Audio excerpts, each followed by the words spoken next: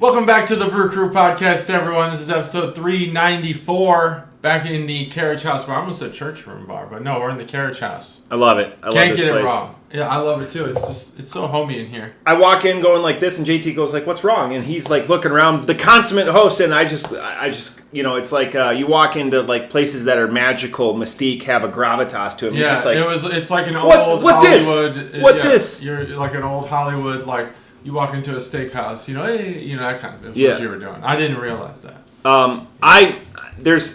There's a lot to talk about, really. We say that a lot, but I'm fucking hot about something. I want to get through this subject, and then I want to get to the first beer. So we're recording on a Saturday, so this really works. So then I upped the game because it was my beer for this week, and I was like, hey, we're gonna do a couple of easier beers. No, we're ramping it up. Okay. I was in Minnesota for a week, and JT says I was off saving the world. The world was saving me. Let's be honest. I could use some saving. I like that. It's a good phrase. And I was getting genetically modified. We'll talk about that more later. We'll talk about that. He was being blended. Breweries in Minnesota are normalizing 12-ounce pours for pint prices. Get the fuck out of here. Dude. I told you it'd be hot. That's hot. I can't take it. And it's not you're like getting those little can-shaped glasses too, and they're pint prices. So pint prices, so like $8. Yes. $8 is like a pint price, and this is at like breweries. So this is point of sale, not like bottle shops or anything like that. I was gobsmacked. I couldn't believe it, and so I'm gobsmacked. And I'm gonna eliminate. This was like for lagers. And like IPAs, and IPA, the perfect, so lower ABV stuff, not like sessionable IPAs, but are not like DIPAs either. But IPA, like a 7% IPA, 12-ounce glass, $8.50. Damn. Shocking. And so then you got to buy different glasses. So like, because again, your point at sale, your point of the where it's made at the brewery, I couldn't believe it. Multiple places. What do you mean you have to buy different glasses?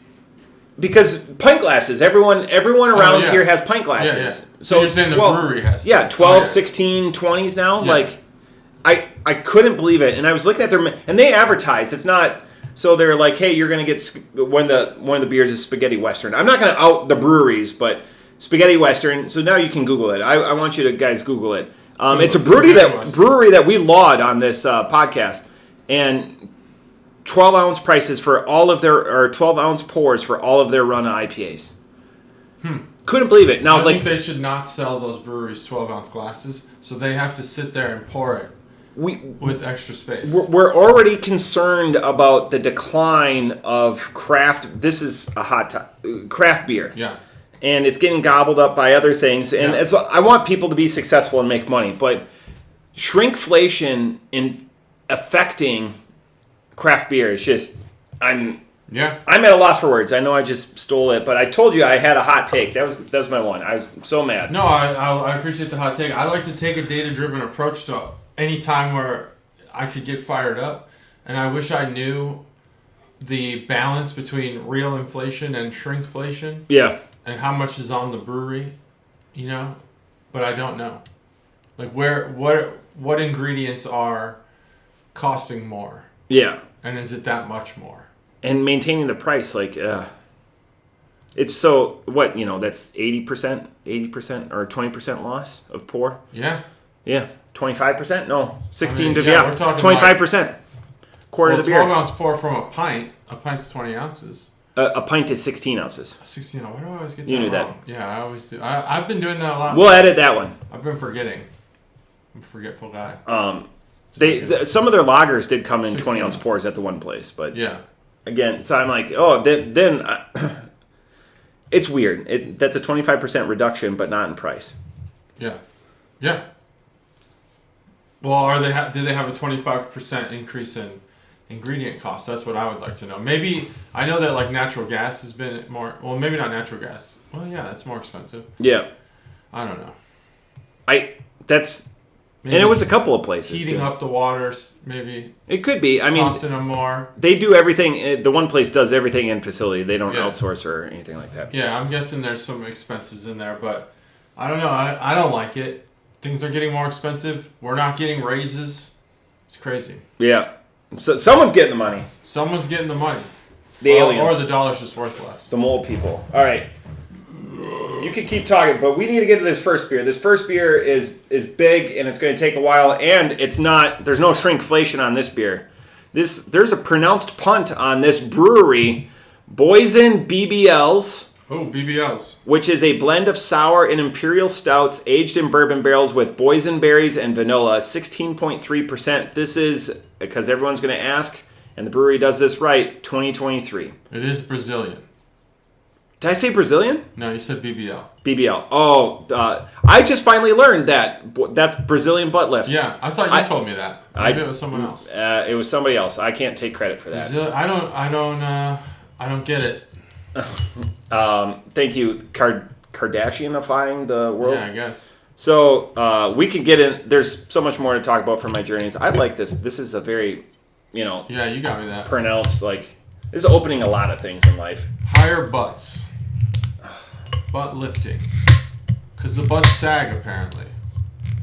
You know what's easier than that? Is just doing some squats, probably. Yeah, but people want the pill or the easy street. Oh, did you? I just heard Goodness this. gracious. Sudden blindness is up 50%. Sudden? Because of GLP-1s. Sudden blindness? Sudden blindness. Permanent. In at least one eye. Oh, like onset blindness. Onset, yeah. Now, I don't know. What's the difference? Yeah, like instant eye blindness. Yeah. Either single or double eye is up 50%. Or maybe not 50. Maybe it's the opposite. Maybe it's, what's that? Hand me your glass. Oh, okay. It's up. It's double or it's up 50%. I can't remember what the actual number, but it's up. And it's from GLP-1s. Can you believe it? What the hell? Man, that makes me scary. I've debated. I'm not taking them. I've debated. Well, I know people are on GLP-3s, but they've got to be the same. I don't know what GLP-3s are. I've never heard of that. Ooh. So 16.3%. This is how I wanted to step it up. Yeah, this is... excited to have this one. This is back when the brewery, because my next brewery box is coming later this month. This is back when the brewery shipped full 750s. Pronounced punt. Yeah, that's old school. Pays homage to one of our favorite locally grown fruits, boysenberries, underrepresented in the beer world. We added boysenberries with just a touch of vanilla to this decadent blend of some of our favorite imperial stouts with some of our most delicious sour ales. So it's a combination. It's all the kids in the pool. Whoa. Tart yet sweet, rich yet light. This one treats you and you won't want to miss. That's an interesting beer. Their website, again, is one of the most complicated craft beer websites. And what I mean, because they have so many different societies and clubs, and it's even challenging for me as somebody that's half competent and surfing the web, if you will, to go between all their different pages. Because they're so prolific as brewers out of California, wine country. So prolific as brewers, and it's like, what are you after? Like it's like what we hear about Treehouse, about how they do 1,500 beers a year or whatever like that. It's an exorbitant number. That's too many. The brewery does that too, but they have their specific lines. Yeah. But a lot of them, I would say 25 to 30% of their portfolio is fruited whatever. And this is a fruited stout. Sour stout. So it's just, there's a lot. It's a feast for the palate. That is a great way to describe it. I'm still caught up on you being, more of a novice on surfing the web. I think you're pretty good at it. I gave I said a mid-tier guy. Mid-tier, yeah. Can I ask you one question while we savor this? Because this is there's more left. How much did seeing Chuggalo Dave? Because I got to hang out with Chuggalo Dave. Chuggalo Dave is actually in Milwaukee right now, watching his Twinkies. Hopefully, let's just hope for a good game because they won last night. I'm glad to finally put a face to the name. Mm-hmm. Yeah, it was nice, and he was curious to where the episode was. He was. Yeah. It just shows you though, like people are out there and cared, and I think about when I can't do it. I told Chuggalo Dave because we were on our way to the first place. I go, your money's no good all day. I got promoted. I'm going to take care of this. I'm going to take care of my retired senior NCOs. And I did that day. But it was fun. He is my deployment dad. He brought that up a lot as I bring it up. But a deep love for Juggalo Dave. That's awesome. I'm glad you stay in touch. Oh, yeah. I have a lot of fond memories of deployments and stuff, and I don't keep in touch with any of those guys. I try to, but we just don't. Mutually don't. Yeah. It's not like it's all my fault. It's just, we always talk about craft beer and the community and the friendships and conversations and, talking dumb about smart things or smart about dumb things. And it's just like, and it's great too because he is tried and true he knows what he likes and he takes our suggestions and he'll search things out. It's nice having him at the bar. I'd be like, hey, try this. So we went to Jorg, one of my out to Jorg, and he's drinking, like his older stock, good beer or whatever. I'd be like, hey, try this zany sour Tripel or something like that. And he's like, what the fuck is this shit? Yeah. And then we sat there eating herring, pickled herring, and playing cribbage. Like, just perfect. Sounds fun. A lovely I mean, if I was single and he was single, maybe a different, out to Kay. Kay, God, he did say 42 years. They've been married a long time. His wife's lovely. Yeah, that's a long time. Segue there. Waconia is opening back up, so his home brewer. Oh, good. He, Congrats, Dave. I think we can do this. He's got a job there. He will have a job when he retires. Damn, that's huge news. Yep. Breaking news. So he said he got the last can of amber from the old Waconia. He said, I will work here. I need the first can of the new Waconia. Yeah. Ooh, the first off the line. First amber off the line. Oh, first amber off the line. And he already negotiated. That's all he wants. And that's for and they said years worth of pay, yeah. Oh, wow. For a year. I think he's knocking at the door and like and then like 2 days. Where are you? 2 days. I think Thursday is when they just finally made the announcement on Facebook. Wow. But Dave, he's been a part of spilled it to me. He's been a part of this process. Yeah. So once he retires from his real 9 to 5, he's going to be there. Well, congrats. That's amazing. Awesome, Dave. That's great news. Yeah. You should play the Brew Crew podcast on the speakers. That's actually a really good idea. And here's a really good idea.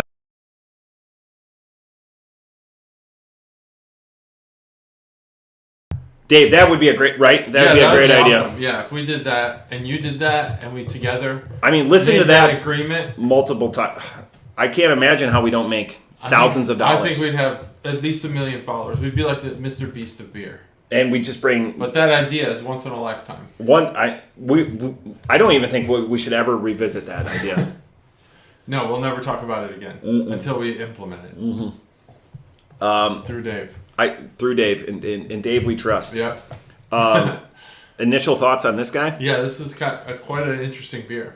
I'm glad that we could do this today. Because there's a lot of these where I'm like, JT's going to have JT's important in life, and JT's going to have a wisp of this beer. We're on Saturday. Tomorrow is Sunday. JT probably only is working 5.5 to 6 hours tomorrow. Yeah. And not till after 8 o'clock. Now tomorrow's band practice. Band practice. That's why tomorrow was out. Outshout Preacher. Mm-hmm. Yeah, Outshout Preacher. We're recording 5 more songs so we can put a whole album together. Not tomorrow. We're going to record next week. But we have to practice before we record. Smart. So you don't waste studio time. So we don't suck. Yeah, you definitely don't want to waste studio time. But drummers never get good studio time. Oh, really? They're just like, just play. Just get it over with. Just the guitar will do like 40 takes, vocals 40 takes, drums you get 5 takes. JT, you better hit this in 3 takes. And like I'll mess up something that they don't hear, because it's hard to hear sometimes, but I know it's there. Oh, so then do you just swallow it, or you're No. I stop because and that's the advice I gave them, because I've recorded before, and I know Preacher hadn't, and I was like, look, even the smallest mistake. Stop. Just stop. Don't play through it. Don't think like, oh, this is an okay mistake. Because it's not. Because it's all you'll hear when you listen back to the songs that we record. So just stop. And there'd be times where we'd be playing and I would just stop playing and he'd be like, come on, keep going. And I'm like, no, stop. Like, this isn't band practice. This is recording. Yeah. So it took a little while to... Can't they splice it all together? And like it'd be like, no. Well, you could, but they try not to. It has a more authentic sound when you play through. Yeah. Like live like that.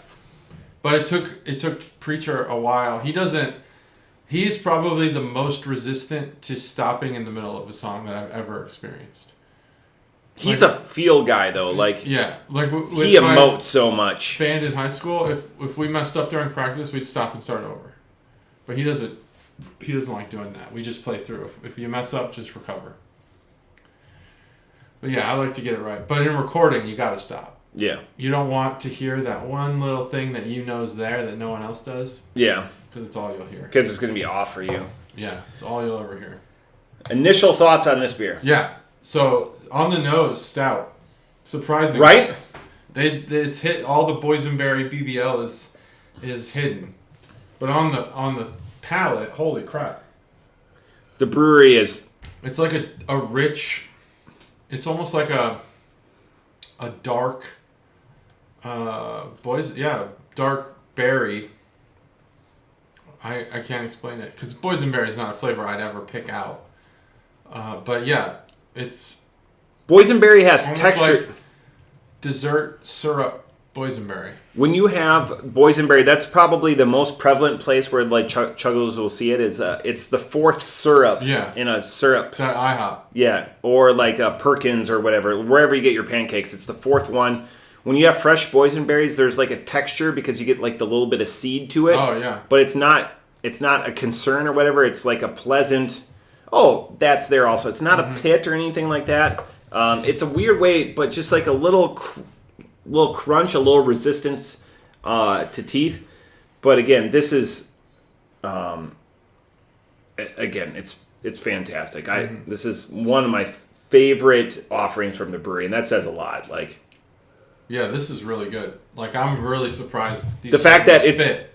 Nose stout, tastes nothing. Yeah. And where's the 16.3? Hey, by the way, random question. I didn't mention that either. There's no poison ivy out here, is there? There could be, but okay. Not where you walked, I don't think. Yeah, no. Well, I don't know where you walked, but I know where there is some. Yeah. But I buried it. Oh, it's buried. It's buried. Yeah. That's how we bury organic growing material. Okay. I didn't have any like what's that stuff called that you spray? Calamine. The Monsanto stuff or whatever. Glyphosate. Yeah. The name of it, it escapes me. I have Roundup is Roundup. Yeah. Roundup is 2.8% glyphosate. The brush killer I have is 49.8%. Like I wear gloves. Yeah. And it kills everything. Yeah. Wow. Many feet in all the directions. Yeah. I use that on my back fence line. Okay. Kills everything. Yeah. Kills the grass. Yeah. So does Roundup. It does a really good job at killing everything. But yeah, you'll be fine. Why do you itch? It's probably just my mind, but like I'm starting to feel. I hope not. It could be the boysenberries. Could be. Well, that would be bad if you got poison ivy. Yeah, that would be. And there's a way in that's not through them. I know it's path of most resistant. I need to put a path in to straight back. There used to be. Well, yeah, because I. No. Here, just take the bottle. Oh, okay. Take the bottle. Because I wanted it to. This color on this head too is just. It's caramel, but there's purples in it. It's fantastic. I'm actually gonna walk to the camera on this. Yeah, walk to the camera. Let's see what that looks like. Oh, see my walk? Yeah. Look at. Ooh. The timer is going on the top, right? Yeah. We are recording. Yep. Just making sure. Oh man, that would be terrible. Wouldn't it? We did so many good things to start. Love that color. That lacing is really good color on those glasses. Yeah, good lacing. Good, nice, clean glasses. That's what that means. The brewery. I wish. I have my next reserve cellar box coming later this month, and I've been a reserve cellar member now for 3 years. The shrinkflation with the brewery shrinking their bottles but upping their prices. Now you get 2 bottles or whatever, but it cost. We'll see. I understand, but hopefully it works out. I don't know. I'm not on auto renewal anymore though, So I'm gonna give it some time because they don't start building them for a couple of months yet. But the new year. Oh, okay. They're so creative though. Like, boysenberry, we're gonna, and it's a blend, so it's not like a specific stout or whatever. And they write down all their recipes because any good beer maker is gonna write down their recipes. But it's a blend of sours. Yeah. It's a blend of stouts and then boysenberries. Yeah, pays homage to locally grown fruits. I wonder why BBL, like, how does that pay homage?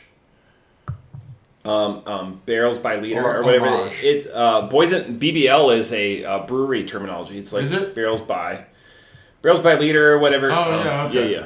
Well, it's also a fun term. I think that's what just walked around. Got the bar dice. Oh my God, there's so I'm trying to hook people up at the Brewery game right now. Brewery. Oh, you got hookups at the Brewers game? BBL, yeah. The Up North crew, they won't listen. I'm thinking about it. I've had multiple people, even when I was up in Minnesota. Are the Up North crew going to be back? Yeah. Beer Barrel is BBL. Oh, okay. Boysenberry, yeah. It's one BBL is 31 gallons. Oh, okay. We've looked at hundreds of episodes ago. The barrel is historic. I was just watching this. There's a really great Instagram account, channel, whatever, called the Museum of Everything. Yeah. Have you watched that? No. Oh, it's great. Well, they talk about like the origins of things and like the origins of the pound and the origins of the gallon and things like that. And I can't remember if it was I can't remember which one it was, but the barrel is why we have a certain measurement in the United States. The barrel. I know everything from transportation-wise is because of the cart path. Yeah. So the cart path all the way to airplanes. Yeah. So it went like cart path to rail to vehicle to lane, and then aircraft because you needed to make it so wide to fit so many vehicles on. Mm. So like a C5 can fit a C-130, and then a C-130 can fit two or Humvees. Uh-huh. And a Humvee, like, it's just crazy how, but it all goes back to the cart path. Yeah. So transportation goes back to Roman cart paths. Yeah. Even trains. Yeah, cobblestone roads. Now, which they still find buried in places. Yeah, and they're still and they put the roads over super well built. Yeah, but we're redoing our roads every year, it seems. And then because we're stupid. With suspension or whatever, it was a real breaknecker. But what I had my thought back with cart paths. Dang it! It'll come to me. Sorry, my bad. No, that's all right. That's how my brain works. Yeah. Yeah. Well, I'll remember what the measurement was that its origin dates back to the barrel. Yeah. I don't remember actually. It might have been the ton. Ton to barrel. Yeah. I can't remember. But Museum of Everything, great channel. Guys explain everything really well. I just can't remember it all. Because, I have a great memory about what episode it is and how many ounces in a pint. All that stuff.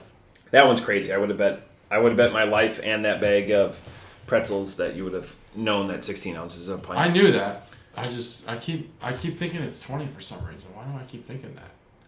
You know where we should record with is Kramer's. Just get a pizza and sit there with 40s. Just critique awesome. 40s like we do. Ooh, that'd be great. Kramer's is awesome. Multiple 40s. Who was I telling Kramer's about? Oh, there's a guy that lives in downtown Dayton. South Park is down for construction, but they didn't announce it ahead of time. A buddy went there and they're just like, hey, closed for renovation. Well, there's something else going on. Yeah, maybe like a pipe burst or something. Yeah, hopefully. Something. But nothing on their socials, nothing. Or they got rats. Rats are delicious on some of their pizzas. Who knows? I've never been there. Do you want to ruminate more on this beer? Do you want to go? I could probably give it a score. Yeah. I know what the score is going to be. There's not going to be a can opener segment for this one. Oh, I can do it. Yeah. Let's do it. And it's the Terrio series too that Terrio.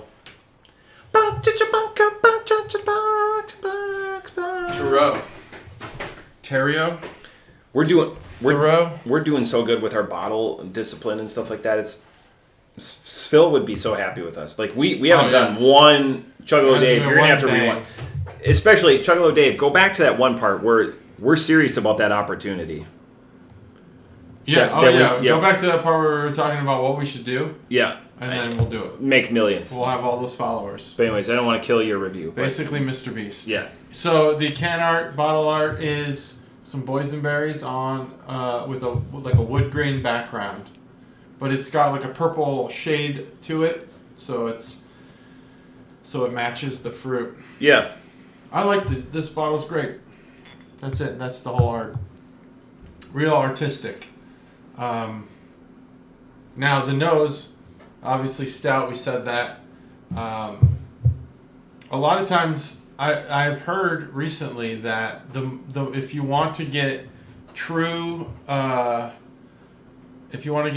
nose on a beer, it's the glass, it's the legs. That's where the scent comes from. The lacing. Yeah. Lacing. Yeah. So if you agitate it, if you swirl it and get it on the side of the glass, agitate it.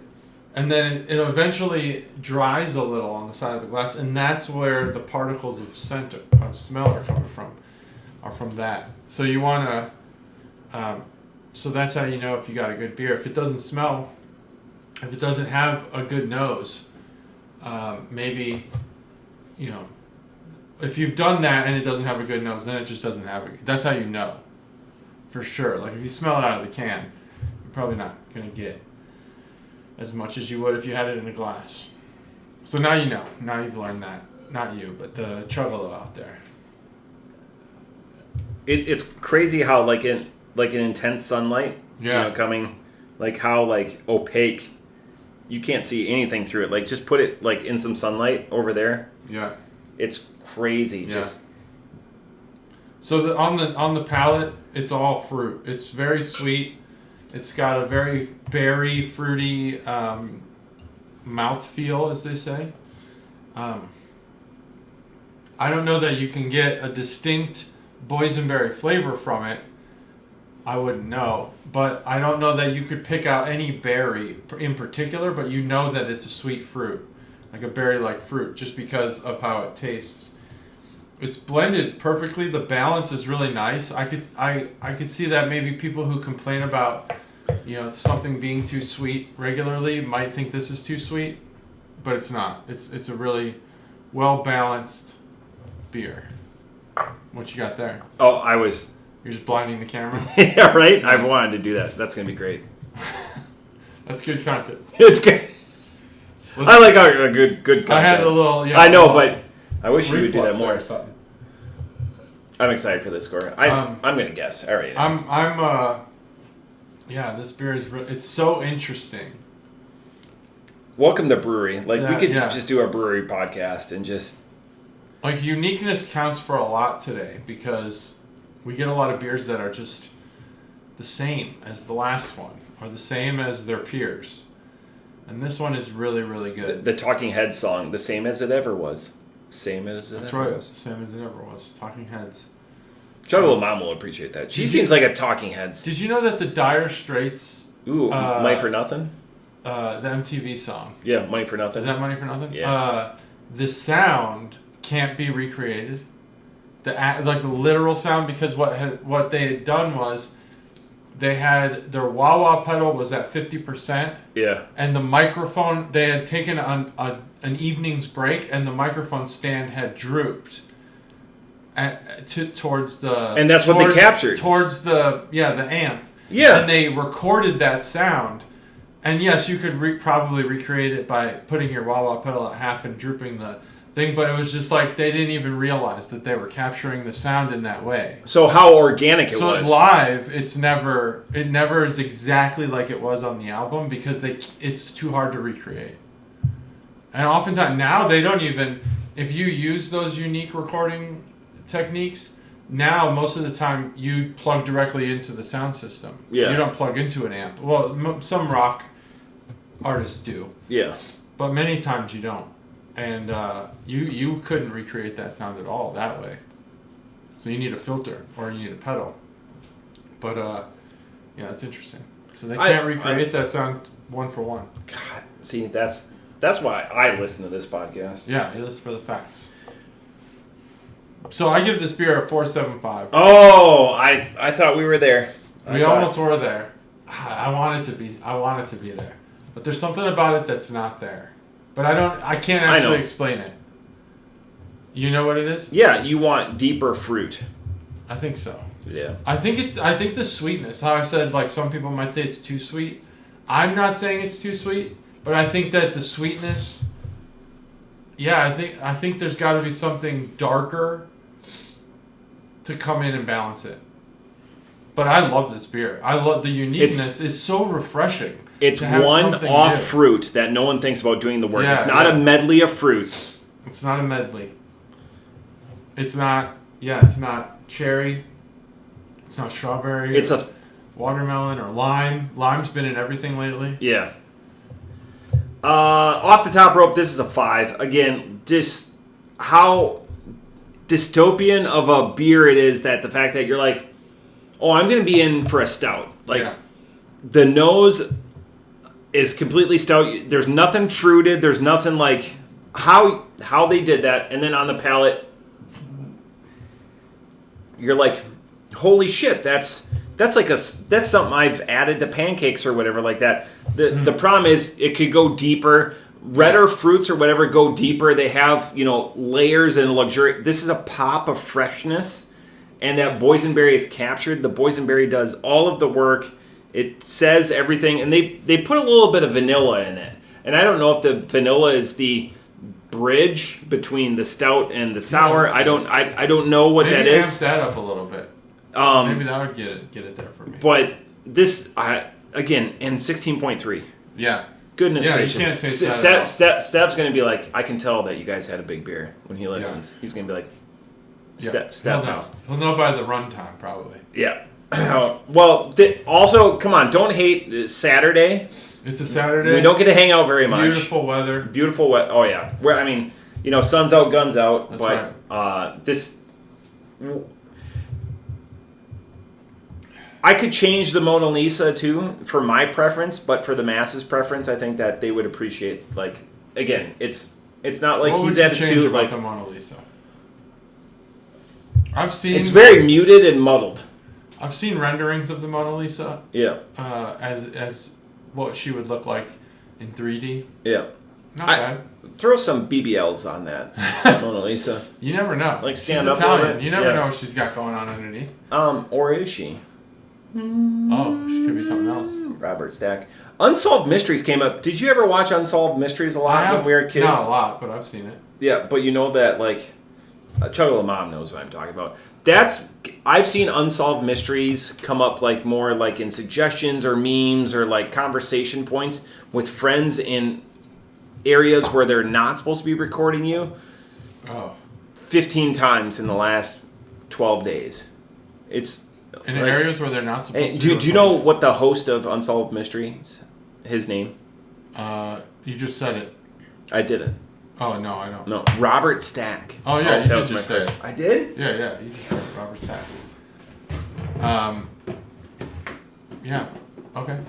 What about, what's this filming where you're not supposed to be filmed thing you're talking about? When we're in the vault or a skiff or something. Oh, yeah. Oh, okay. It's crazy. Unsolved Mysteries. So I want to try something. I've never done this before, and this is an Untitled art.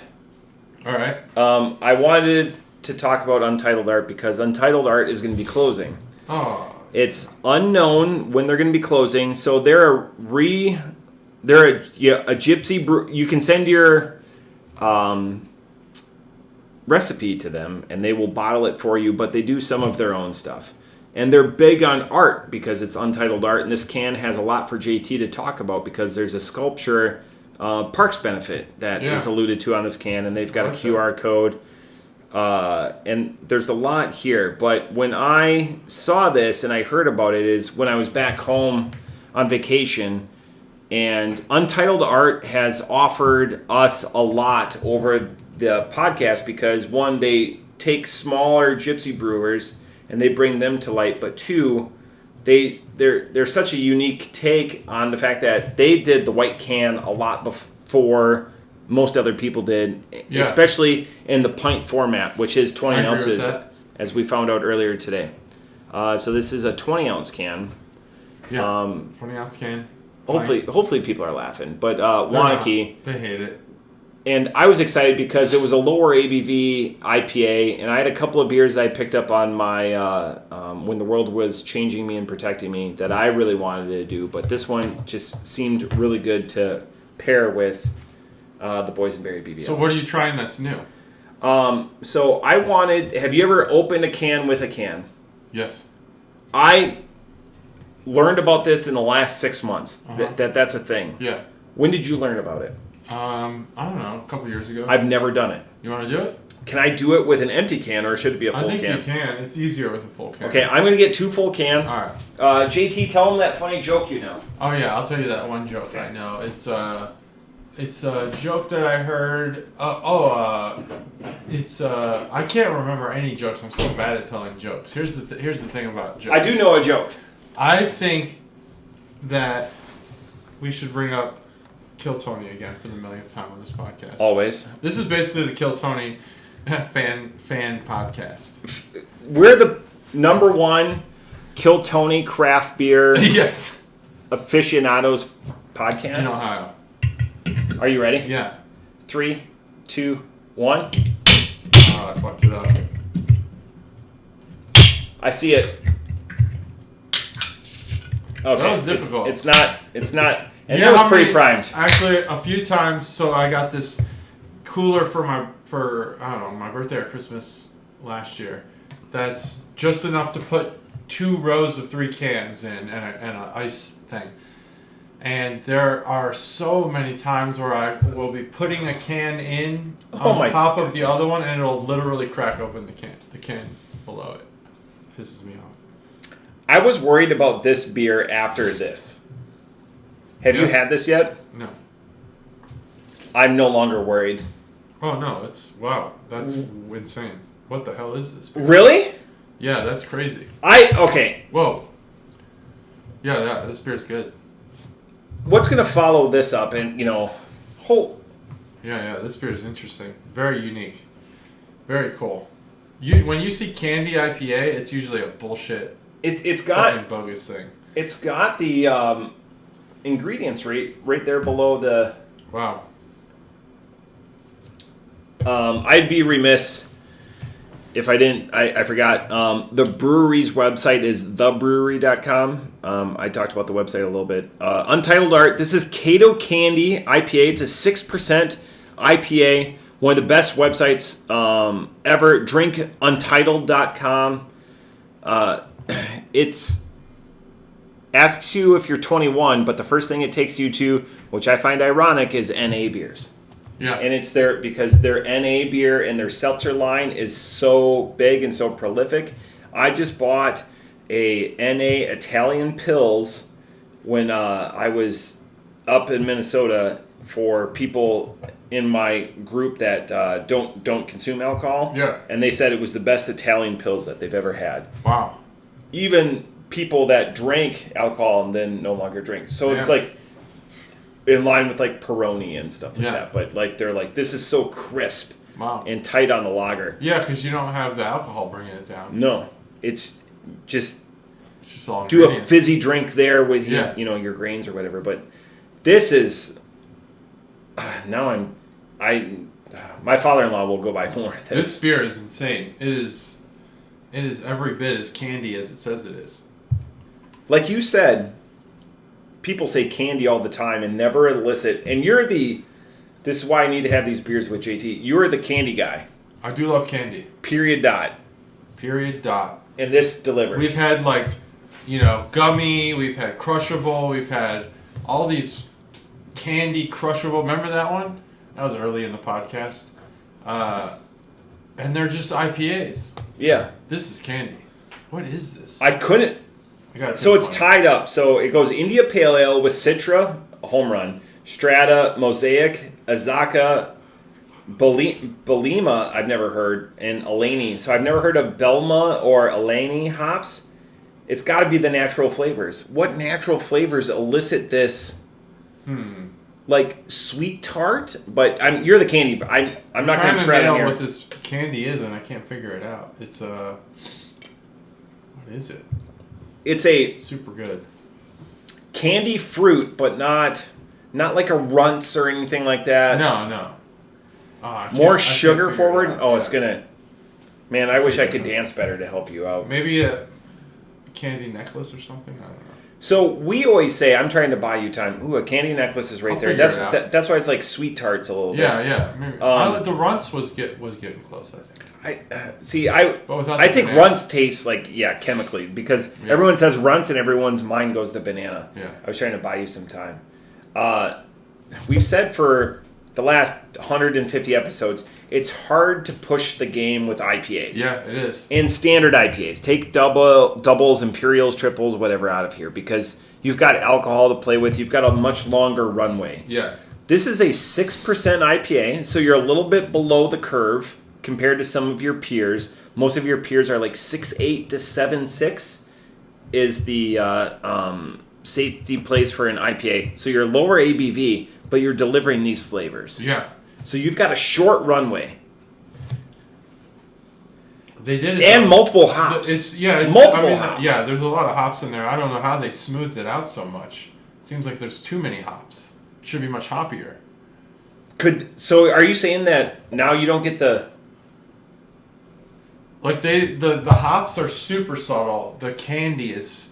It kills the hops immediately. Yeah. You know that it's a PA or an IPA right at the beginning. Yeah. But like 0.2 in... I'm going to go blow my nose. Yeah, tell that joke you... Okay, so this was told by my daughter, who's an amazing joke teller at 10 years old. She goes, and this is during the World Cup, so understand the background of this joke. She goes, what is the best thing about Switzerland? And everyone goes, Switzerland, because you don't think about Switzerland in like the common vernacular of like, oh, France, Germany, England, Spain, you'd throw in there. And she goes, I don't know, but the flag is a real plus. I'm going to pause to let you go Google why that's a funny joke. What was the punchline? I don't know, but the flag is a real plus. Oh, okay. Yeah. I get it. Switzerland? Switzerland, yeah. Yeah, okay. Yeah. So, and she knew, like, as a geographer, and as a fellow geographer, that joke, I was like, it's a good joke. Fantastic. Great joke. She didn't write it. Now our son just immediately, it died really quickly. Now we're just the pale moonlight. But hey, this is good lighting. People pay a lot of money for this. You brought up Kill Tony. Yeah, Kill Tony. Speaking of jokes. Pat is the best. What's his last name? Pat O'Neill. Pat O'Neill. Folks! This guy, I'm sorry. He's it. He's it. I would pay a lot of money to go see Pat O'Neill. Like when I watch Kill Tony, I can't wait for him to come on. I just think his jokes are so funny. They're just so like original and raw, and like he tells like I've always had this thing about Kill Tony where the worst comedians are the ones who do put their content together, but they want to be edgy, so they tell a racist joke or some joke about Jewish people or whatever, and it never lands. But he gets it right every single time. He never falters. And he tells those jokes. He's starting with a lead-off single immediately with the look. Yeah, and he plays into that. Yeah. And he does the crazy like motions or whatever. So he's already funny there. He knows what he's doing. And he knows that. Yeah, he knows. It's calculating. But he outrights because it's as the professionals exclaim, it's joke. Like everything is calculated. Did you watch this week's episode? Yeah. With the role playing, Adam Ray. Yeah. Adam Ray, weakest episode in a long time. Oh, yeah. For him, but it's still really good because he's a wholesome guy like that. He's been. I think he's been grinding too much. He needs to chill out. He was at the All-Star game doing jokes. He was doing shit all over the country. He needs to. Well, he's got that podcast and the Netflix show. Yeah. Last Night at Your Mother's or whatever it's He used to do it with Brad Williams, but they split up. Yeah, now he's got the Netflix thing. Yeah. So he's just doing too much. He needs to chill. So and generate a little bit of tired. And I'm hoping that he's just running up till when the baby comes, and then he slows down with the baby. Yeah. But with Adam Ray, he's more gracious than any. The one guy's like, "Hey, do you live in the South? Open for me in Birmingham and that was cool, Atlanta." Yeah. But the role-playing joke, I told Stacy the role-playing joke, because we were in that line of conversation. I forgot what it was. With, hey, my girlfriend, Pat O'Neill tells it, hey, my girlfriend wants to get more into role-playing. He goes, okay, we're at a beach. And she goes, ooh, this is nice. And he goes, you got stung by a jellyfish. Let me pee on your face. On your face. Yeah.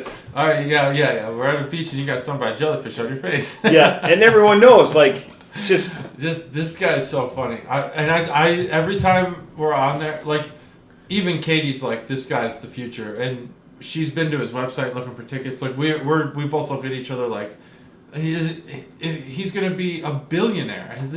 He's so funny.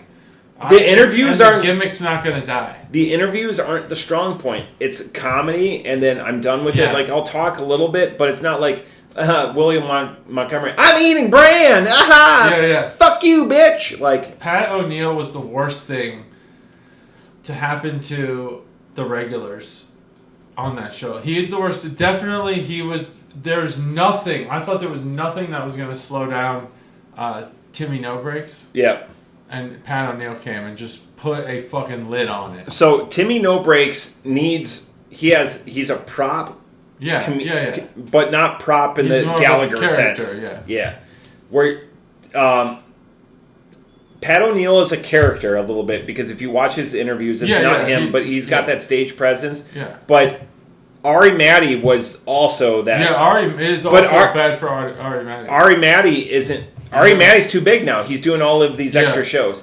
Dedrick is on the way down. Dedrick isn't this is terrible for Dedrick. I think it's bad for Ari. Ari was a guest on the show when Pat was on, and I feel like you could tell he was like, holy shit. Yeah. This guy's like... He just works. But Ari is funny, though. He did have a Netflix special, which kind of puts you at... Made it. Yeah. And so Pat was like William. William fell back on the shtick. William was never funny to me. I never liked him. Earlier on or whatever, he had that, and he was writing jokes and stuff like that coming out with but then he rested on his laurels. Yeah. There was the one season comic that talked to Dedrick. Dedrick had what do you think of, and he pointed at the guy, and it was intense, and he brought the heat, and then he just, he turned on the brakes, and the guy goes, don't let fame change you, don't drunk, and Dedrick always goes, I've had 17 pictures of, whatever, and then he's going to be a great middle guy, but he's never going to be that, Dedrick will never be that headliner. He'll be a headliner, I don't think he's the worst. No. But he does need to amp it up again. He's gotten too light. Yeah. He went 3.5 minutes. Some people just need to do a minute. Pat, clean minute. I'm not going to give I'm going to give you a taste. He knows. Pat, props off to you. I would pay $100 a ticket to go see Pat. Easy. Yeah. I'll pay to see him any day. He's so funny. I was actually going to text you yesterday because I was watching it yesterday, where Red Band. It was exactly as Red Band was hilarious. Yeah, it was exactly as Tony described it. He was like, people are going to be telling their friends, "Hey, did you see the most recent episode of Kill Tony?" And they're going to be like, "Oh yeah, well, who killed? Was it Pat? Was it Dedrick?" And I'm like, "No, it was Red Band. Red Band killed." And he did. He had some really funny jokes. I don't get Red Band. I don't get he must just do a lot behind the scenes. Well, he was Jamie before. Yeah. That much I know, but his contribution is so small, and I don't know. I don't get it. I don't get the Red Band thing. It's he just presses buttons on the thing, and he tells terrible jokes most of the time. He must do a lot behind the scenes. It's the same. Well, everything is through. Yes, he does a lot behind the scenes. He's very present. It's the same thing with Adam Carolla. Adam Carolla, for the longest time, you need a 90-10 guy. Tony and Adam Carolla are the 90 guy. You need that 10 guy. That's Red Band. And for Adam Carolla, and it was Bald Brian or Gina or Allison or whatever, it was that co-host or whatever. you can't let somebody that's that polarizing on thoughts go on long diatribes, especially when comedy is involved. True. You need somebody to like reverse that or counteract that. Bring it back to beer. You need something else to like counteract, or to be different from that. Great transition. I think that's what Red Band offers, and I appreciate that he's there. If Tony just did it himself, it wouldn't be as strong. I can see that. And it's a guy, and Red Band knows that position, and he's just going to be that punching bag. He doesn't lash back. He does. Definitely, there are guys who play the punching bag as a character. Because I guarantee you, if you're in the green room and you use Brian Red Band as a punching bag, you're gonna be. Oh, he's protected. He's protected. Yeah, he's protected. He's not the real punching bag. He's playing a character. Yeah. But he also isn't funny, which I gotta know. I really want to see his stand up because I know he does stand up, and I want to. He owns his own club. Yeah, I want to see how his stand up is. Sunset Strip, ATX. I feel like there's an audience for the Red Bands though. There is people like there's like a I don't know. Everyone thought that he deleted the like that audio cue, but he played it in the last episode. Oh yeah. Yeah, and Tony goes he moved it though because Tony was going too deep to it and making fun of him, and that's where Red Band so you didn't hear it for like 3 months, and now because he had some fucking heaters. Red Band, do that more. Oh yeah, he was great. You're not stealing the limelight; you're adding to it. Yeah, well, but it only works if you are the punching bag for many years. Yeah, oh yeah. And then all of a sudden you're just hitting on every beat. But yeah, it's fine. I think Kill Tony's a great. There are what I like about some of this stuff. This is what people. There's a lot of people. I'm going to say something that's like totally off topic, but I'm going to bring it back. People hate Mr. Beast. But what I like about the landscape of entertainment is that we're proving that if you just give people the opportunity, we don't need legacy media. We don't need, Fox or CBS or NBC with all their commercial breaks and their fucking budgets and their, producers making sure everything's like perfect. You can entertain people without all that shit. The most watched streaming network in our house, YouTube. We have YouTube Premium and we watch almost everything on YouTube. We do a couple shows here, a couple shows there, but the second you start like throwing in like I don't know all these bullshit commercials and you have like Survivor, like a game show that has a strict agenda, we're out. And that's where I think like Mr. Beast proved that he can game the system. It's not art, but he's not trying to do art. No. He's trying to game the system, and he did. Kill Tony. I think Kill Tony and Netflix combined are the new Comedy Central. They give... Because Comedy Central was always like, if you get a Comedy Central special, a 30-minute special, that's your first step to the like HBO hour-long special. Now it's like, if you can go through the Kill Tony universe, and not always, but that's one way through, and you can get a Netflix special, you've made it. You're a real comedian. That's why I don't understand how Tom Segura is famous. Tom Segura is the least funny person I've ever seen. Now he's going through the divorce. Yeah, I don't really care about that at all. I feel bad for his wife, but listen, Tom Segura has not told a funny joke. Ever, probably. Maybe when he was much younger. Yeah, I'm with you on the I can't stand that guy. How the fuck is he famous? He's famous because he knows people. But who's buying tickets to his shows? I have no clue. He's not funny. He's not funny. And I'm not funny either. I'm not a comedian, but I'm not trying. Yeah. I might though. You're not out there touting like, hey, buy tickets to the, the Chuckle Hut. Yeah, exactly. To see JT for $50. But I did have this is one crazy thing. I didn't know who Tom Segura was in 2019. I had a coworker who wanted to go on like a double date, and he wanted to go to the Funny Bone to see Tom Segura. So I had tickets to see Tom Segura in May of 2020. It got canceled, obviously. Oh, yeah. So I've never seen Tom Segura, but I'm glad that he got canceled because I don't think I'd have liked it very much. It's just not my style of comedy. But yeah, I love Kill Tony. That's great. Anyway, there we are. So now we're on this beer, and this beer, it's candy. It is as it delivers. So again, as a reminder, Untitled Art Kato Candy IPA 6%.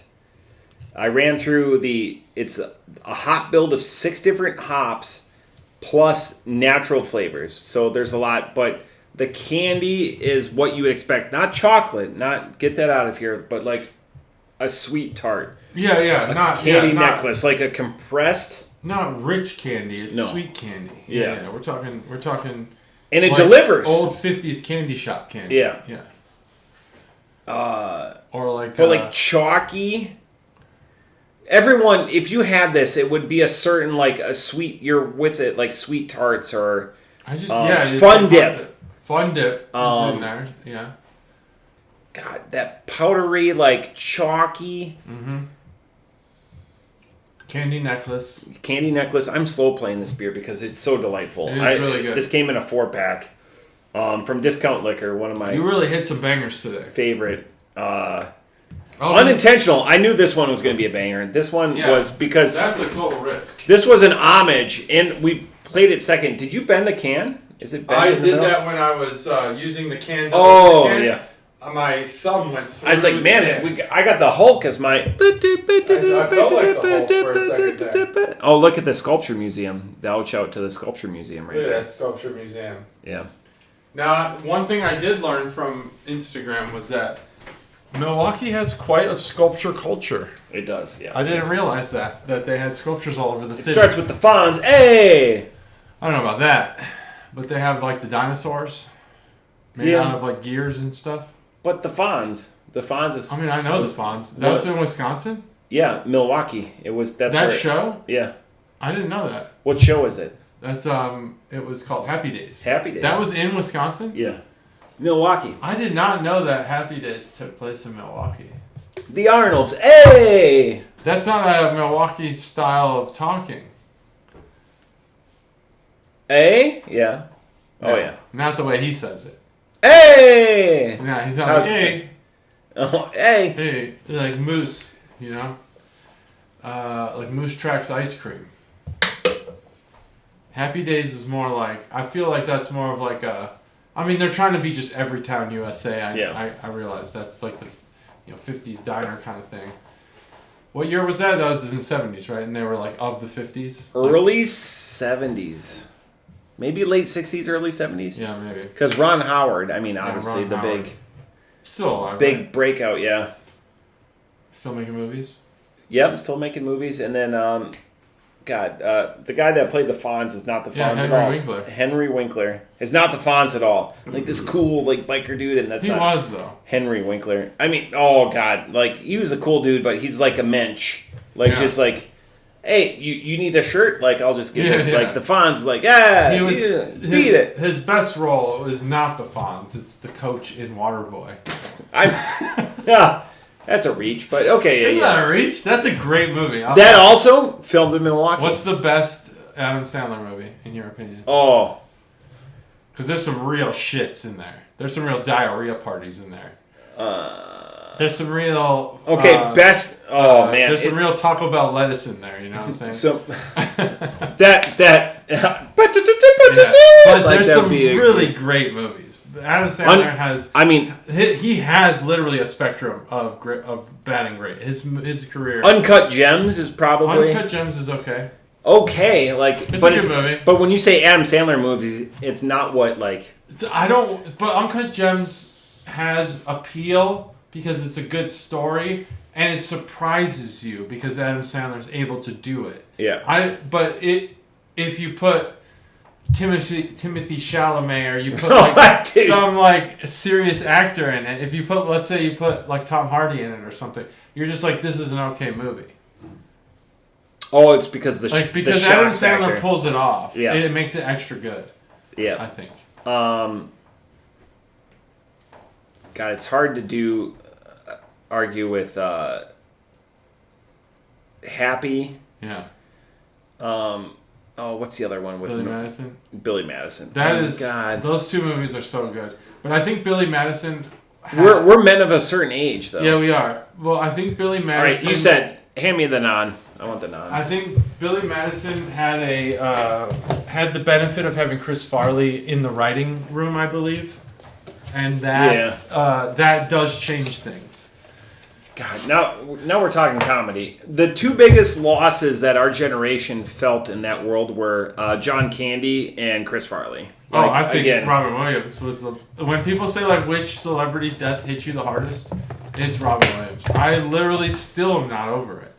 Robin Williams gave us so much. I thought a lot about Jumanji of late. Because now they're just... He was smart though, and because the Zelda live action movie is coming out. Oh yeah. He was smart though, and he said, "Hey, you can't use my voice." He saw AI coming and was like, "You know what? I'm not going to do it." Same thing with Bruce Willis. I think Bruce Willis did the same thing. Robin Williams. He spent so much time giving us great movies. Patch Adams was awesome. Jumanji's great. 1 hour I know photo a lot of was people forgettable. think that he phoned in Mrs. Doubtfire, but I don't think he did. I think that he was really in that movie, to be present. The thing that people get wrong about Mrs. Doubtfire was that Sally Fields was the bad guy. She was the good guy, and Robin Williams was the bad guy because he was like a shitty father, basically. And if you rewatch it, I've actually thought about. There's It's a good combination. You need to do this. Oh yeah, I thought about a YouTube channel of there's a lot of reaction videos. If I did a YouTube channel where I just watched the same thing 5 times, but each time I pick a different character to be the bad guy. And the way I came to that was from The Office. I actually think if you watch The Office, assuming Jim's the bad guy, it changes the whole show. Or Pam's the bad guy. Or Pam has some really fucking annoying times in that, where she's just clearly putting herself front and center. She falls in love with the boom operator. Oh my god, I hated that. Well, whoever wrote that... There's people that think that The Office should have ended when Michael Scott left. Yeah, it should. Robert California saves it a little bit. Robert California was great. Man, this is a wide-ranging episode. Mm-hmm. It's comedy. It's comedy. Saturday. It's Saturday. Hey, if you're still with us, go back to buy in to our idea that we pitched to Chuggalo Dave.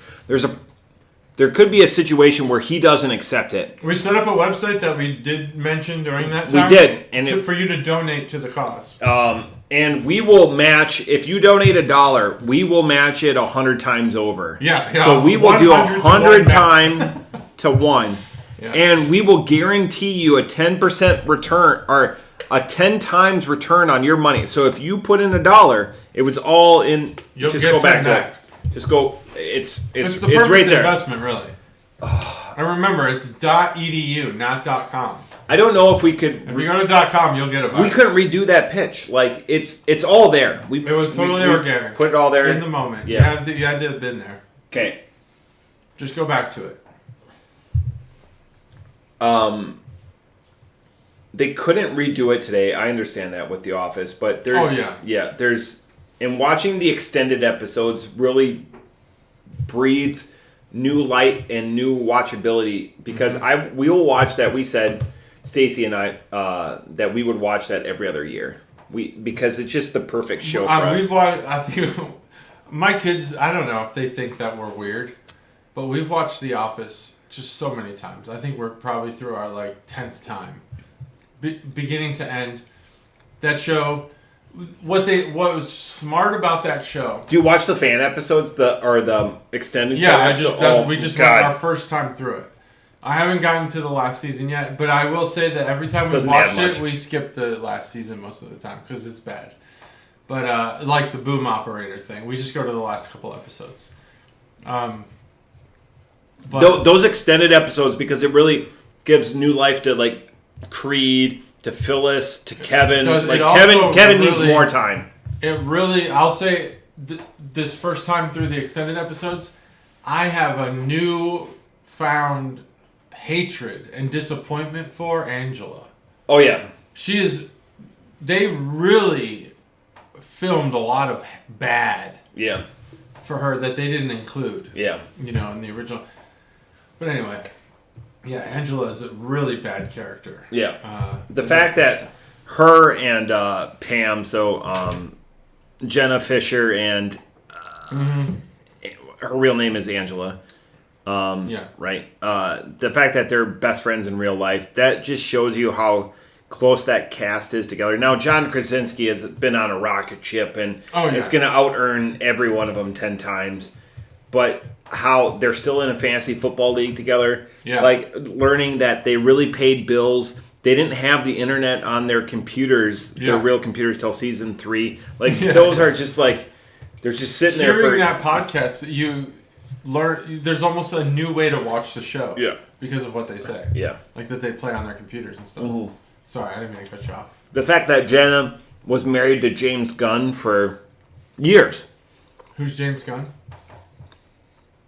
Guardians of the Galaxy is now in charge of the DC universe. Oh, he's a big director. Director? Yeah. Wow. Yeah, I think it's easy to think that what happens on the show could happen in real life. Like, wow, they had such good chemistry between Pam and Jim. But Jim, he married, Elizabeth, whatever her name is. Emily, Blunt. Yeah, Blunt. And then, Pam, no, yeah, I always thought, man, they're like such a good couple. Same thing with Chris Pratt and Aubrey Plaza from Parks and Rec. Well, they're not a real couple. They've never been a real couple. Yeah. But you could see them being a real couple. Yeah. That's what I'm saying. Aubrey just lost her husband, but yeah. Oh, I forgot about that. It was a couple years ago. But yeah. And that was she's a new mother. Congrats, Aubrey. Who does she marry now? No? Didn't marry. Donor. Oh, Donor? Well, she hasn't released who it is. You know what? Aubrey Plaza made me realize that she's the same character both ways, though. On screen and off screen, she's like that. She's a fucking assassin. But she plays a really good. Have you seen the White Lotus season with her in it? Oh my gosh, she's so good at playing like the stuck up, conceited bitch. It's so awesome. Yeah, it's so good. She's so good. Her range, she really shows that she actually has range. But what Aubrey Plaza ruined for me was Reddit.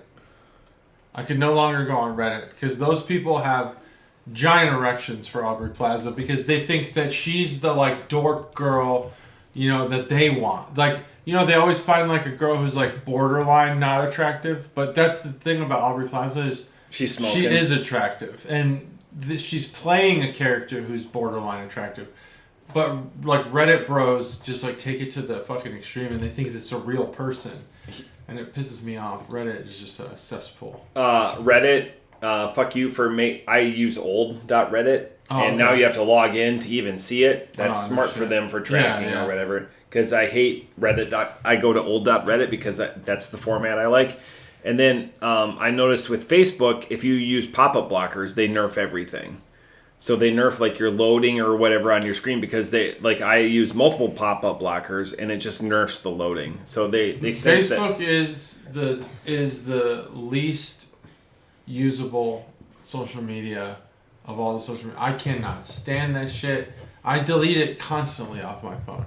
I don't have the app. I just use this for some stupid reason. Nope, I just use it through the browser. Don't download the app. I don't have the app. I never do. Their privacy agreement is terrible. I've read it and it's terrible. Nope. But it's the worst. There's nothing. They totally suppress your friends in favor of just random fucking what they call influencers. But if you're a Facebook influencer and you're not actually popular on any other social network, what does that mean for you? What does your life become? Subscribe to the Brew Crew podcast on Facebook. It's the Disney adult website is what it is. And that's okay if you're a Disney adult. I don't understand it. I know that Drum's right. He's there now. Today, and then he did give Bud Light 10 out of 10. Oh, that's good. It gave me a renewed, refreshed perspective that I don't get it. Yeah. I don't get it. What is the Disney adult thing? Do you have any takes on that? There's a couple people I know in life that I may or may not have influence over that they are, and it's like that's their gimmick. Weird gimmick. They enjoy the magic, and maybe it lifts them to like I'm a very nostalgic and reminiscing person. Maybe it lifts them to a place where they are in life when I am there. And if somebody tries to take away my nostalgia boner for those people that have made that joke in my life, I'm not trying to take understand it away. They're reticent, but I don't want to take away the Disney adult's joy. It's. I wish I understood. I understand most people's nostalgic, affinities. Yeah, affinities, or their adult hobbies, or their vacation. I just don't get the Disney, because every time I have been to Disney, it's always been as a parent for the kid, and I don't ever get so overwhelmed with joy or nostalgia that I feel like I need to live in this moment. Nope, I'm totally disassociated from Disney. We're first generation people for Disney. My wife and her family, she's not. Oh. So that's where I understand when she was there and she wasn't getting the bill at, she got to just point, and I don't think that they ever did that, but. Oh, what do you mean? You didn't go there when you were a kid. I did go there when I was a kid, but it was a different experience. Oh, gotcha. Okay. Yeah. It was still expensive as shit. When you were a kid? When I was a kid. But you didn't get the bill. No. But so we'd go, but we wouldn't buy anything. We wouldn't we'd. You'd go out to the parking lot and have sandwiches. Subway and stuff. And and that's a great idea. And this is not to say anything negative about our experience, but you walk down Main Street and there's all those candy shops and cookie stores and stuff. We wouldn't ever stop at those. Never. Oh yeah, no. We would never do that, because who's paying that much money? In the '90s, we were paying like $10 for a cookie. Yeah. Imagine how much that shit is now. Yeah. So it was the same as going to Great America. I didn't have this Disney thing. Yeah. It was we're at a theme park, basically. And when I say Great America, I mean Six Flags. It's the Chicago version of Six Flags. Yeah. We call it Great America. In Gurney. Yeah, not Chicago. Gurney. Where boot camp is, actually. Yeah, close. Close. Great Lakes. Yeah. Look at him correcting me on the Illinois facts. It's north of Chicago, so I feel very confident. Oh, yeah. Wisconsinites like to claim north of Chicago as being Wisconsin, but it's not true. Northwestern's in Illinois. Yeah, we don't want to claim Northwestern. No, you don't? That's a great school. It is. It is a really good school. Yeah. Michael Wilbon's alma mater. Yeah. Michael Wilbon's claims more Chicago than I think he really should be. Yeah, I was I go to all these Cubs games. No, you don't, dude. He's never there. You live in Washington, D.C. Arizona. But he spends most of his time in Arizona. Oh, but he does the show from D.C., I think. When he's in. But they do so many teams now. Yeah. Damn. I don't watch ESPN anymore. What a shit show that is. It's nice when I'm in a hotel because it's nice to have that background or whatever, but I don't miss it when I'm at home now. Are they just bought? Are they just bought by the leagues? Oh, do they it's all algorithmic? They fired a guy halfway through the show. God, I don't even. I heard about that. But you're not even done with all your segments, and my father-in-law corrected me halfway through the show, or halfway through. He's like, it was the end of the show or whatever. But still, give it one Mississippi at least. Yeah, right. Yeah, let him get back to his desk. Jesus Christ. To read the fired email before he sent it to his fucking phone. Ravitch, the guy that covers the Little League World Series, he'd been an employee for 32 years. And that's where I don't want to steal other people's opinions, but people like Dan Lebitard? Dan Patrick. That were there, one of the golden voices, why I fell in love with sports is Craig Kilborn, Keith Olbermann, Dan Patrick, early Rich Eisen, early. They had good takes though. God, it was great, but they weren't muted. They got to do their. Yeah. They got to say real things because the leagues weren't paying them. Dan Patrick, I can't even... Like, I saw that there was, like, an Otani PCA argument from Dan Patrick, and I was like, fuck this, I'm not listening to this fucking guy. I don't care about his opinion anymore. Because who knows how watered down it is. ESPN has... Dan Patrick isn't on ESPN. I know he's not. He's like a serious guy now. Yeah. But I don't care about his opinion. I don't know. Something about it that just seems weird. But same thing with ESPN.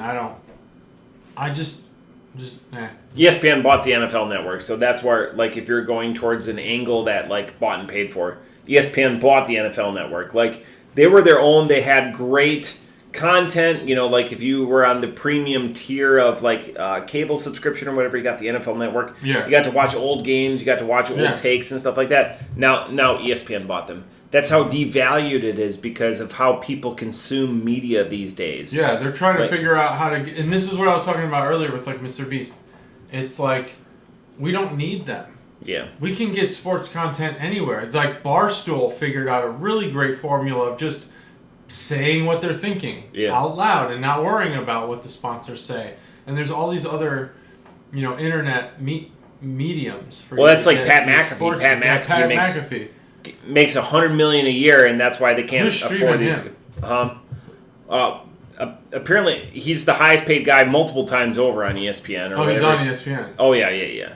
So, that's what who is streaming his? His show? No, it's $100 million a year. His contract. ESPN. Yeah, it's ESPN. Fair enough. He's the only guy who says what he's thinking. But it's a 3-hour show, and it's like, hey, they always throw that disclaimer. Hey, it's a bunch of buffoons or whatever. It's just us. And he's just got a better platform, better connections, better Rolodex or whatever. But he grinded into that. He was the NFL. He was the NFL punter. He wasn't just he didn't some just wake guy up into who sat it. at a desk the whole time. Yeah. He grinded into it. He does the work, and it's great. I love it. But people make announcements on that show. Brock Lesnar made his retirement. Yeah. Aaron Rodgers, him coming back. They broke it on the show. It's great. You know where I first learned that the media was bought by their sponsors was when it was ESPN, and this is applied throughout my life to be critical of all mainstream kind of platforms, not just mainstream media, platforms. Was when ESPN, there's like this graphic from the late 90s that shows how much they would talk about hockey. To the day that they lost the hockey contract to like ABC or whatever, before ABC owned them, and it was like zero. They had stopped talking about hockey totally, and it totally gave me an epiphany, like holy shit. Yeah. They're not talking about hockey because they don't have. If they can't monetize it, they don't care anymore. They don't have hockey games, so they're not talking about hockey. And all of a sudden, I realized this isn't. We don't care about just the cool fans. Sports talk. This is business. Yeah. And it totally changed things for me. It was like an awakening.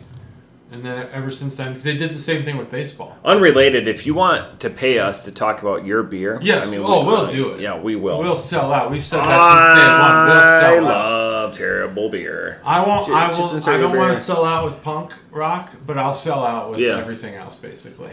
I'm not working for free. If you want me to sell out at work, I'll sell out. Yeah. You give me a raise for some purpose, I'll do it. Absolutely. I'll do it. All right, let's talk. So I did the can. I showed the can, and there's a close up of one of the bricks of the statue on the statue side of the can. Now, this is the driest can I've ever had. As I get older, I like art more. I appreciate it more. I like learning about art. I like learning about... There was a point in the 1500s where art went from kind of shitty... you go ahead and open that. It's all good. Yeah, no one can hear I'll pause for a second. Okay, the bag's open. And I can get some chips over there for you if you want them. With this dip, it's going to be pretty good. There's a point where it went from shitty blurred faces to realism. And it's why is that? And it was, I don't know, something about how they pose or something. Anyway, I appreciate art. What I don't appreciate is art that makes no sense, and I don't think this is art that makes no sense. There's something here. I don't know what it is. Untitled by Izumi Kato. It almost looks like maybe some sort of... Kato Candy IPA, and it's Izumi Kato that did the art? Yeah. Oh. Yeah, I knew that. I was putting that together. Oh, nice. But I don't know the candy part. But it does look like maybe like a gazelle face or something on the front. Or like what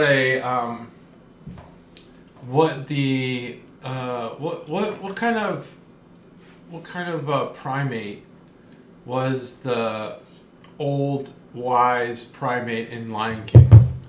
Was that a monkey or chimp or what? What was that? You know what I'm talking about? Yeah. He paints like Simba's face on the tree with like, I don't know, fucking powder from a fruit or some shit. I don't know what I don't know what that whole scene was. What was he even dealing with there? Dirt? What was that? It was he broke open a fruit. Yeah, he broke open a fruit, and then he's like wiping it on a tree, and it's like a perfect Simba. Anyway, that's like what this looks like. It's but in a gazelle form or something like a rabbit or something. It's cool. I like it. And again, I didn't realize Milwaukee was so full of statues. Statues are cool. Oh, mandrill. Oh, I don't know what that is. But I do know that... Did you know that John Patterson has a statue in Dayton of him on a horse? I just walked by it today for the first time. I'd never seen it in my life. I went to Hills and Dales Park with the dogs. I'm like, what the fuck? This is the type of shit... Really, I hope he wasn't alive for that. Because if he was, that's what narcissists do for themselves. They make statues like that.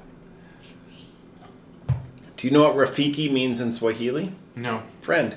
I don't know anything in Swahili. Fun fact, I don't know what any words mean, except for Hakuna Matata. Yeah. Is that Swahili? Yeah. It means no worries. Yeah. For the rest of your days, at least. Maybe beyond that. Who knows?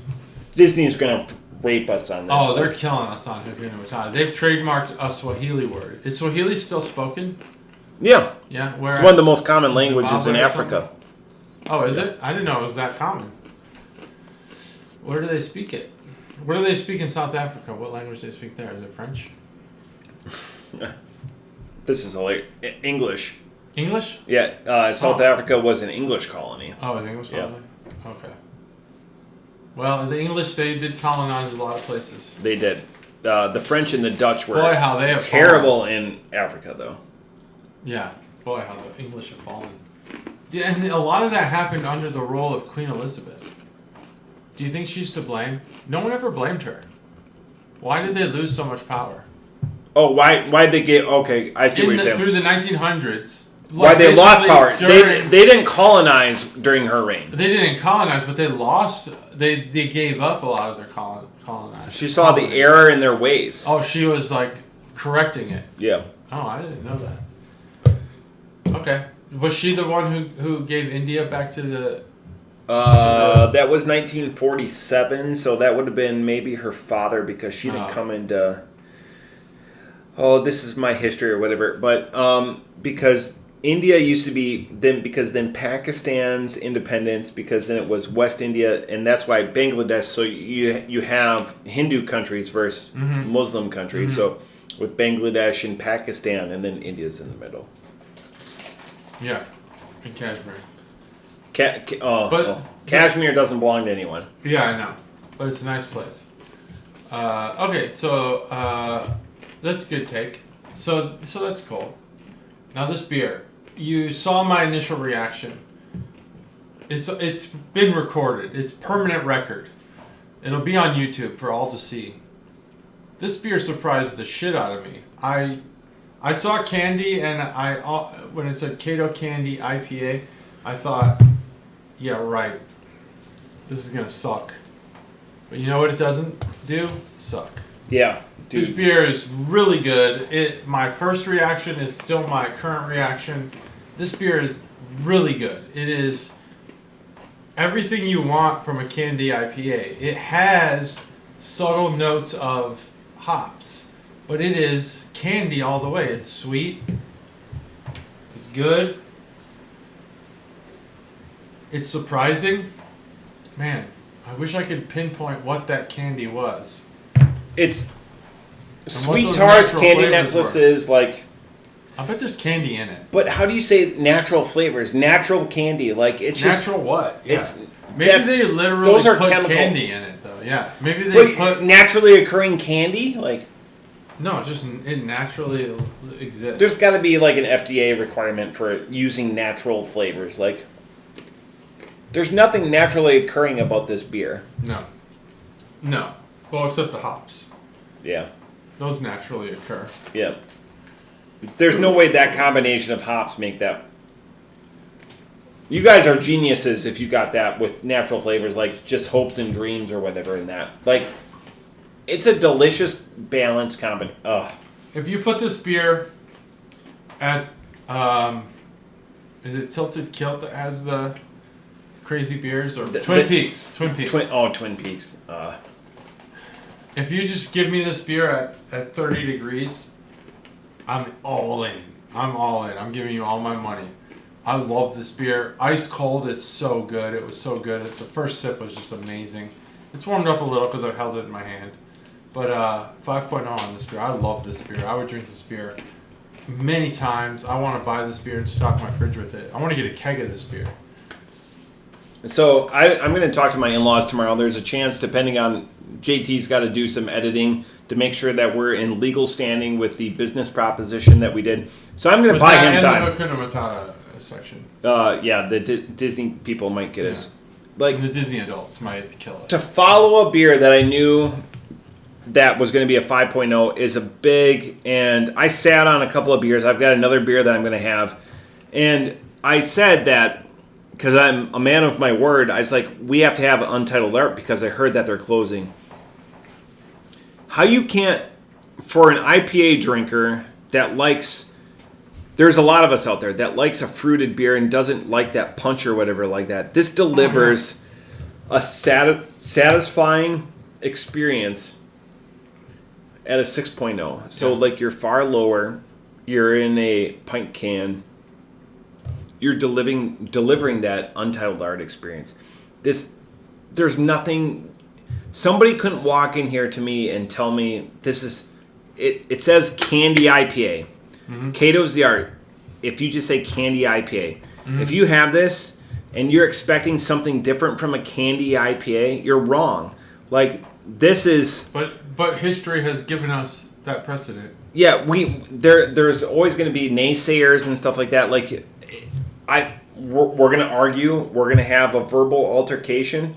We're going to leave as friends because that's what this podcast is. But we're just going to disagree because I don't know what you could change about this beer because like a chocolate IPA, it's not because richness it doesn't work. A chocolate IPA. But like a candy IPA, this delivers everything it is. And it just happens to be a little bit lower ABV, which after a 16 plus, you're like, this is a welcome. It's not like an Imperial or a double or whatever like this. Off the top rope, 5.0. I challenge anyone with the name Candy IPA. And they didn't throw like cotton candy. That would elicit something. Oh, yeah, there's no fanfare. You know? Delicious. Don't close. Confetti or anything. Share this recipe with somebody. Yeah, don't take this one to the grave. This reminds me of the Reload album of Metallica where there could be some illicit. I know this one's painted a little bit. Oh, it could be, maybe like a dick or something. Yeah, just because Deacon balls. How the rumors were with that album, like what it was, but Untitled Art, God bless you. Everything that you guys have done, even if the rumors are true and everyone's trying to substantiate them or whatever, you go out unchallenged. I wonder how many fives we've had, because we had the German chocolate cake and this one for sure. Yeah. I wonder how many other fives we've had from them. Unknowable. They've delivered. You're the only guy who knows. They've delivered some bangers. Do we have like a silent? If we ever have somebody, if you have all of the scores, I'll say this. I'll say this loudly. If you have all of the scores from all of our episodes and you can substantiate this, you will earn a calendar. If you're a scorekeeper, free calendar. Free calendar. Could you imagine someone keeping score? They would have to go, and now even in the short time, because our party is coming up on November 6th. Yeah. That's thousands of hours of content that they would have to go through. We've delivered. I mean, as far as YouTube goes, we're like. I'm saying mothership episodes. Yeah. Don't go through. I'm not counting calendar reviews. Podcasts die after like 10 episodes. Yeah. And we're here almost at 400. 400. Going into our ninth year. Jesus. And I have the same double-digit number of listeners each week. But there's going to come a time where people are going to appreciate this show, and we're going to get thousands of listens.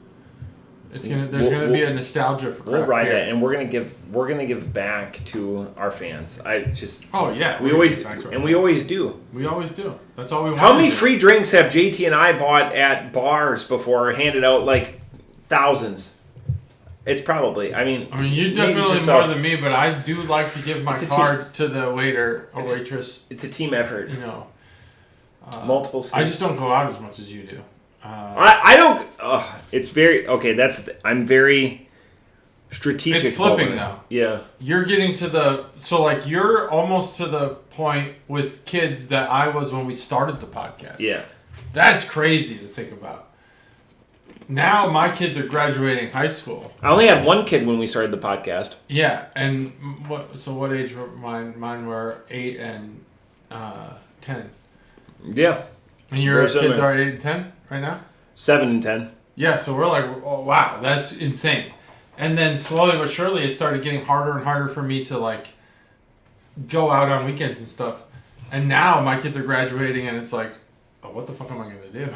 So for me, I always make the joke when I go down to the barrel house because I'm always there when they open, or I get there 30, 45 minutes before they open.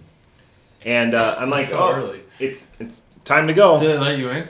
Oh, I don't want to advertise that. You know people. I know people. You got the inside scoop. And I pay in cash. That helps out. That helps out a lot. Cash is still good, folks. Cash still matters. People love the American currency. I go, oh, it's time to go. This is why Saturday is the magical, because normally if this was Sunday, oh shit, I would be in bed 50 minutes ago. Oh wow. Yeah, it's 8:00. Mm-hmm. It's one of our, even the Power Hour episodes. This exceeds. You would have to go back to a Christmas episode in the carriage. Yeah. It's the carriage house. Time dilation in the carriage house. Yeah. There's you definitely enter into a different dimension. We're definitely at an hour 41. You think? You want me to check? Yeah, I'm plus or minus 3 minutes on an hour 41. Wow, 3 minutes. Small window. 1:33. Okay, I'm a little south of that. This was stupid. We're trying to be. It should just be stupid. Chunks of meat. That would be great. She did ask me, "Do you want a meat tray?" No, God. And I said, "That's just no, because what we don't eat, then it goes to waste." Oh well, that wouldn't go to waste. I would. Yeah, you could take it home. I would cut it up and throw it in a bouillon base. They're eating. Most of their protein's coming from powder. We're in a weird time. Imagine explaining our current time to people in the 80s. The mole people. They'd be like, "What the fuck are you talking about?" Man, most of my kids' protein comes from powder. The rest of the time, they're drinking caffeine. And I don't know what the fuck they're doing. Sitting in their rooms, looking at their phones. To just have that energy. Imagine telling someone in the 80s, all we do is look at our phones. They'd be like, that sounds boring. Yeah, pick up the receiver.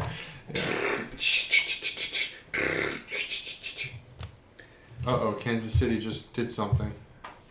They're losing. The Royals? Oh, you're against the Royals? At Kansas City, which is rare. They lost half of their fucking pitching staff to the Dodgers. Yeah, I don't know. The baseball is so great. Man, what a great sport. Hey, I don't know how everyone doesn't enjoy it now. Multiple people that I care about. We're not gonna get 100 games next year. Yeah, that sucks. It sucks.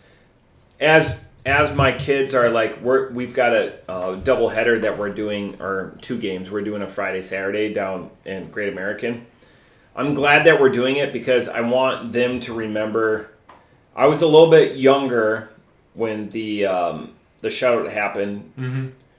So I like that fandom or whatever, but it took Mark McGwire and Sammy Sosa really to... Yeah, they brought the sport back. They did. And it's going to take that. So, like, if you have some young studs that you're looking at or whatever, like, it's going to really cheat guys like Acuna or whatever like that because prime of the career, like, get healthy or whatever like that. If we lose the entire year, and that's...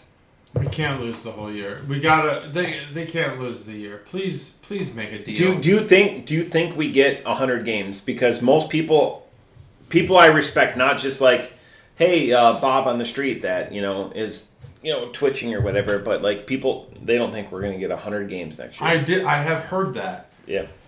But like, and it's baseball. They'll play 50 games and they'll fucking call it a championship.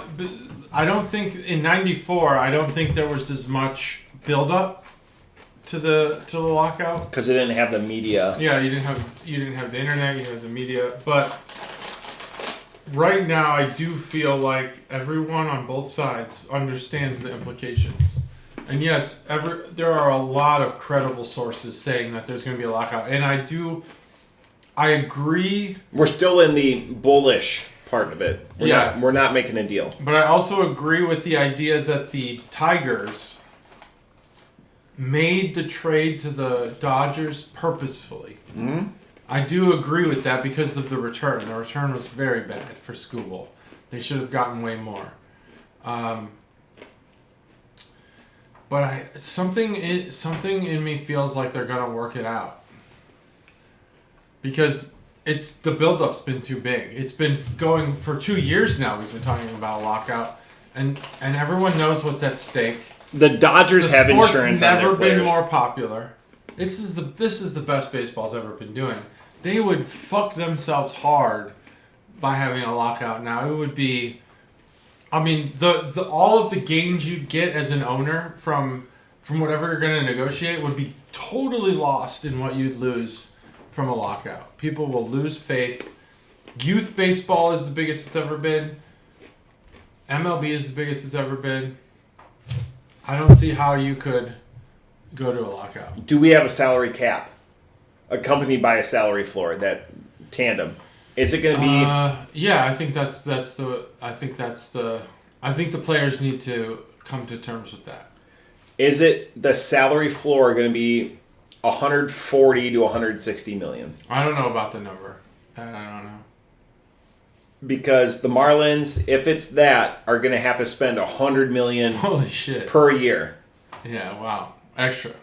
Because they're at like 60 million right It's now? going to turn into basketball where we're paying goofball prices to mid-tier people. Here's what I think. Yeah.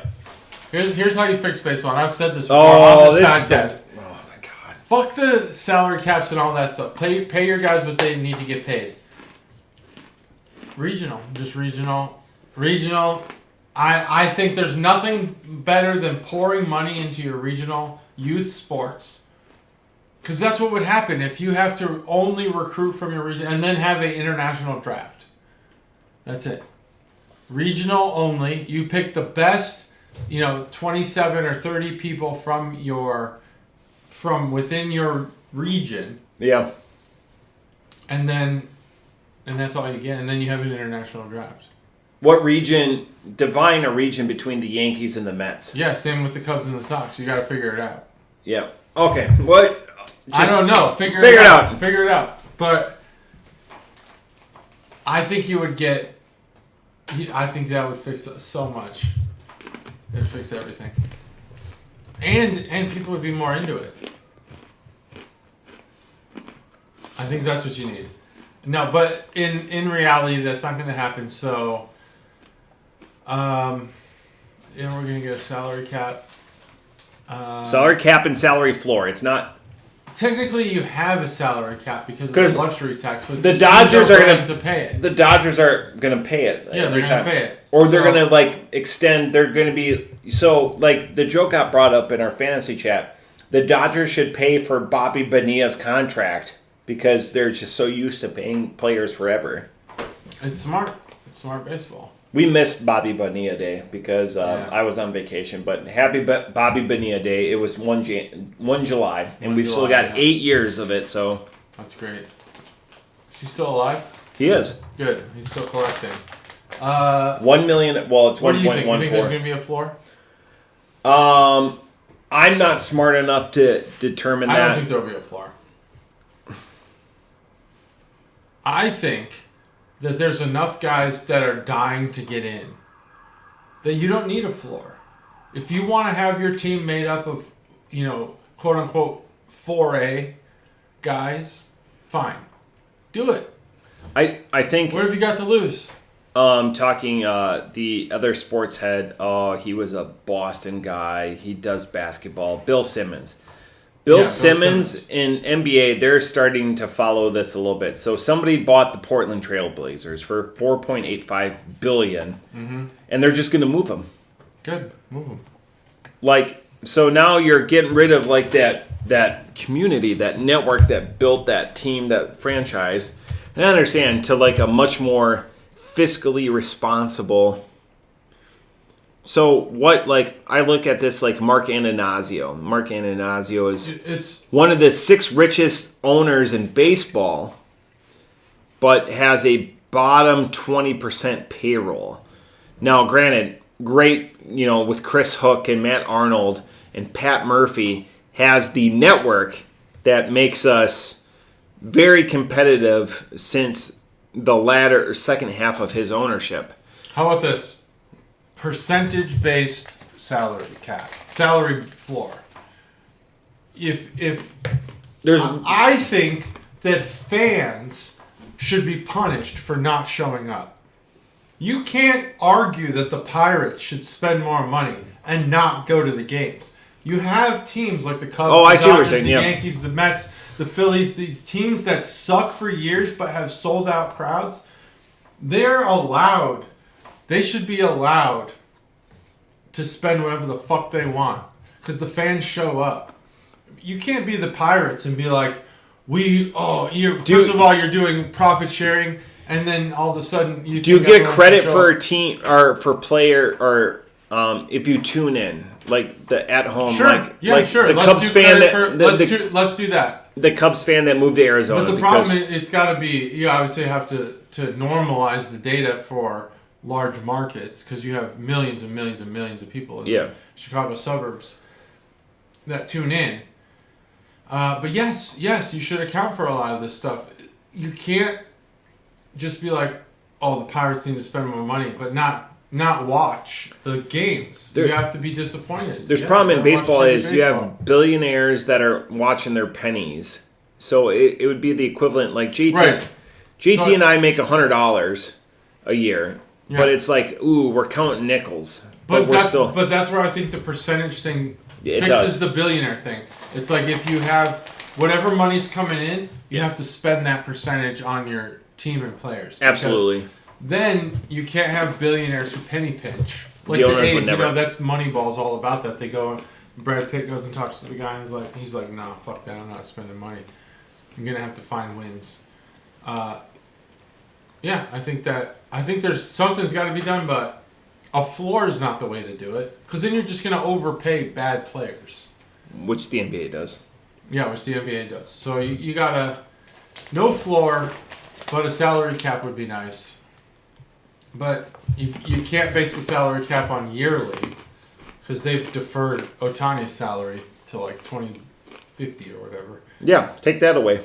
Yeah, no deferred salaries. Yeah. Besides Bobby Bonilla, he'll always be grandfathered in. yeah. Well, I think everyone will be grandfathered in who's in. There's nothing we can do now that they're on the Dodgers. It just sucks. It sucks. But what are you going to do? Because again, they treat it like the NBA where the regular season doesn't matter. Just make it to the playoffs. We can put up. God, that. But that's why. Actually, I watched a really interesting video. That's why the Brewers can't win in the playoffs. Because if you look at their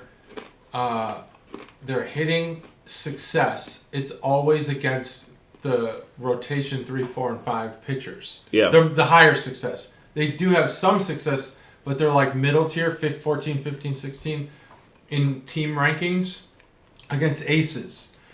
So in the playoffs, they're facing only aces. Yeah. Aces and twos. Besides Paul Skeens, we own Paul fucking that's Skeens. Paul, you won't see Paul Skeens in the playoffs until you're facing a team that has a real defense and not fucking getting the sun in their eyes with no sunglasses like a fucking idiot. They fucking let Ozuna go, but he was DH. Paul Skeens has had 8-9 this year. 8-9, 8-10. He's so not going to be in Pittsburgh after this. They went out and they did all the right things. They spent money. Spent money in the wrong places, by the way. But they have people just amp up against him now. Like, oh yeah, I mean the Cubs dominated Paul Skeens. He just can't win.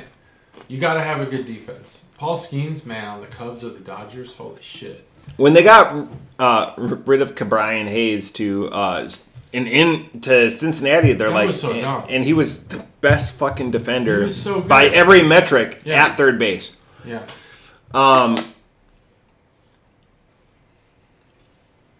He's pre-surgery too, so he's gonna lose a year. He's like the Miz, like where that's gonna it's just gonna happen. Yeah. Man, that 103 mile an hour thing, holy shit. It's crazy. Sounds like it's raining. It's raining. Oh yeah, I can see it through the blinds. Well, that means that there's rain coming through my bathroom. Something happened to the roof here. Through that bathroom? Yeah. Oh man. I went up there today. I went up and looked, and the roof is like there's like a droop. There's water coming through. Oh, in the attic? Because the attic access is right here. Right? Yeah, it's right there. All right, you should take us home. We'll talk about this. Take us home? You think? People are ready? I'm ready. What else we got to talk about? Oh God, everything. Football. I want to talk off camera.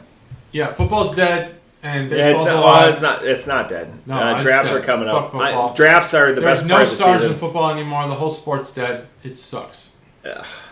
There are no stars. Patrick Mahomes does not want to be a star. I'm not a fan of Patrick Mahomes. Your biggest stars in football are Peyton Manning, Tom Brady. That's it. They're all retired. Football's dead. It's a sport just for gamblers. That's it. If you take away gambling, football's done. Dead. Dead sport. Interesting. You use the WWE logic, it's basically the worst sport of the four. There's no stars. You got bigger stars in hockey with Jack Holmes. Here's my WWE spiel. Hear it. It's gonna be at the end. Hear it. This is tough for me to say. I did watch SummerSlam. 2 weeks. What night? The second. Okay. But I watched the highlights of the first. I was supposed to be at SummerSlam. I know. I was looking for you. I wasn't sure if you were there. I got tickets taken away from me. Oh shit! Because WWE said that they didn't have enough room. So the guy that they, I'm not going to say his name, but the guy that they prompted on Sunday, I know him. So originally that side of the base on the guard side, they were supposed to get 4 tickets. We were supposed to get 4 tickets.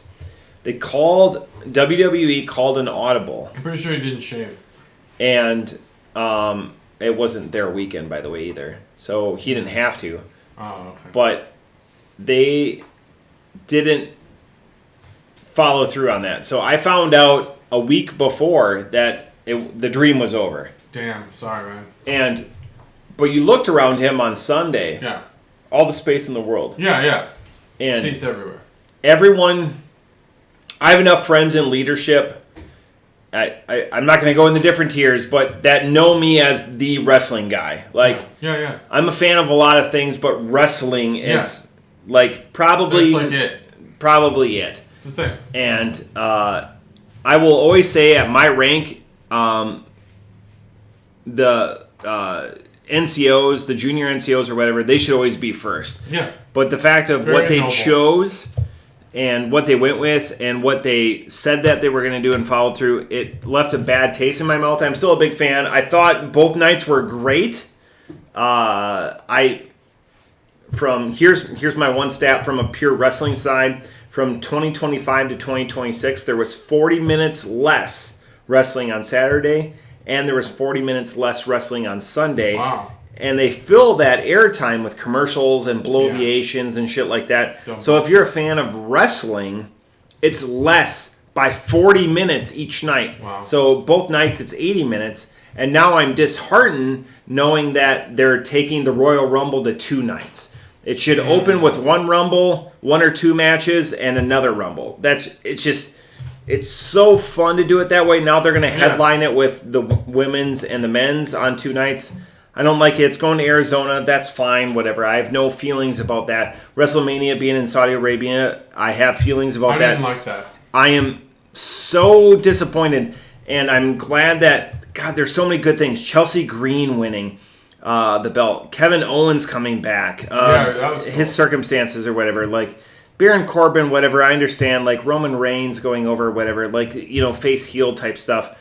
I have strong thoughts, and they did so many things right. But for me, like, I was super amped up. I was ready to go. Like, I bleed WWF, WWE, and I could just sit there and talk. But I would know just to, like, sit and observe and try to be like that psycho guy that's just passionate about it, but just like, hey, talk to me when you can. God, it was such a disappointment, but it was good. Chad Gable going over like the hometown guy. Yeah, that's cool. By the fucking root beer dog. Why were you on the ring apron? Get the like that's weird. Like shameless. It didn't even make sense to me. God, so many good things, but. Chelsea Green, that moment. They do leak too much. I knew that. Who was the rapper that was there on Sunday? Oh, Lil Yachty. But Lil Yachty. So they leaked that he was at the Performance Center like a couple months ago. But he's been escorting Trick Williams out for months. Yeah, but they actually had said, and I'm not even a regular observer. And he ruined that match. But my son loves rap and he ruined wrestling. that match. And he wasn't in his place 2 different times. Interesting development. My son, who's too cool for everything right now, he came downstairs on Sunday and said, we got burritos from Victor's, and he said, let's watch SummerSlam. And that's crazy because he's been watching wrestling on his own. Was he the Bray guy? Without saying it. Huh? Was he the Bray guy? Yeah, he was the Bray guy. Yeah. He has loved it. They released his family. And never stopped loving it. Yeah. And it's fun to watch that he actually wanted to watch SummerSlam again. And so he came down and we watched the whole Sunday night. But he's also a huge rap fan. And I turned to him and I said, I saw Lil Yachty at the Performance Center on Instagram. And he's like, okay, what does that mean? And I was like, he's gonna get involved in this match. And he's like, no. I was like, yep, sure shit. He released his song in Minnesota. And they set that table up. I was like, he's getting slammed through that table. And he sure shit did. And he fucking missed the table. And the table didn't break. He missed his spot twice. Baron Corbin's return you gotta match. train a little better. You gotta be like I Show Speed or whatever. IC Speed, whatever that guy's name is. Speed. Speed something. Yeah. So with that match with Baron Corbin versus Trick Williams, Baron Corbin is a mechanic. And the mechanic is somebody that's going to be, hey, this is the beats or whatever like that. Trick Williams is a little bit of a wild card, and that's fine. He's got the physique. He's got the build. He's married to Lash Legend now. God bless them on everything like that. Lil Yachty handcuffed that because they were looking around, and Baron Corbin is like faking to be stunned or whatever like that. It takes me as somebody that I'm not smart, but like I'm like, why is he like stumbling around like that? It wasn't a devastating, it was a glancing blow, and he's waiting for a goofball to get into the right position or whatever. Yeah. To learn to take a bump. Like it distracted from the match. We're looking for clicks or whatever like that. So they learned about this with having Pat McAfee and that fat white guy that sings country music. Help me out. He's got all the tattoos on his face. Oh, Jelly Roll? Jelly Roll. They he had was them in wrestling? Yeah, he's been wrestling I didn't a lot. know that. He was at WrestleMania. He lost so much weight. He did. They've had them integrated or whatever. We don't need the influencers. The influencers are the people, and they probably got another 10 million clicks, and there's so. Oh, Lil Yachty is there, whatever. He added nothing to the. Yeah, he added nothing. I think that I do appreciate when like Logan Paul puts the work in. I think that's really good. Or I Show Speed or whatever. I can't. They put in the work. Does that sound right? Or they have. Yeah, it's I Show Speed. I Show Speed. He went and put in the work. He actually trained and tried. And I appreciate that. Yeah. But yeah, when you're just like phoning it in, yeah, Jelly Roll, what's he gonna It's like if you came on the podcast, you're like, I don't like beer, but then we're going to share these amazing moments with you. Like, we killed this. Like, I don't need to share this with anyone else. It's like not controversial at all. When Donald Trump was on, he was just great at wrestling. He played into it so good. I'm kidding. Obviously, his avatar was Bobby name. Lashley. So who's avatar? It was the Battle of the Billionaires, and it was Donald Trump versus Vince McMahon. So yeah, back in the 90s. 2012. That was the head shaving? Yeah. That was 2012? It was the two. I thought maybe it was the odds. odds. I thought like Stone Cold was still wrestling back then. He's been. And Bobby Lashley won the match. Bobby Lashley was Donald Trump's avatar. No shit. Yeah. Oh damn! I gotta go back to that. I thought this was way back in the 90s. Yeah. Donald Trump's been obviously an American. Late aughts is what I'm gonna guess. Yeah, probably. Anyway, I was just kidding. I just was saying something controversial to wrap it up. But yeah, I thought it is interesting. I'm not sure where it's going. We'll see. 2007. Not bad. That's the year I would have graduated college had I stayed. Yeah. Fuck college. Look where you're at now. Yeah, fuck college. I don't need that. Yeah. I'm gonna have one more. I definitely didn't go to college. Now Mike Rowe is really pushing this non-college stuff. I don't know how smart that is. It's smart for some people. But here's the thing. You got to work your ass off. If you're not going to go to college, like you got to do the apprenticeship. You have to then become a journeyman. You have to get a pre-apprentice, yeah. Yeah, you got to get to the point where you're a success. You can't just be like, fuck college degrees. I want to make $200,000 being an electrician. That's not how it works. And that's the funny thing is, even when you get the college degree, you still have to work your way up. People just don't want to work anymore. I don't get it. Weird times we live in. We're close. We're there. We're almost just going to do this every day. I don't even have college educations. No. Educations. Mm-hmm. Sending my kids, though. See what happens with that. Baseball. That's it. 394. Only got 6 episodes, so 400. 5. Bye.